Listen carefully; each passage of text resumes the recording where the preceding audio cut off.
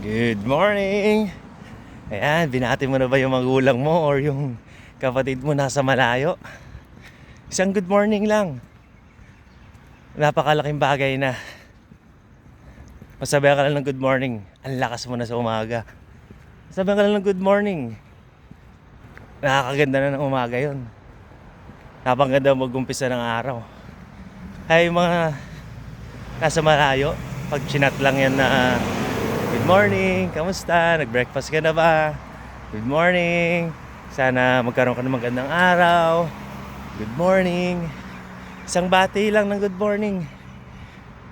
Nakakawala ng pagod. Nakakapagbigay ng lakas sa buong araw. So, total napanood mo to. Magsabi ka na ng good morning.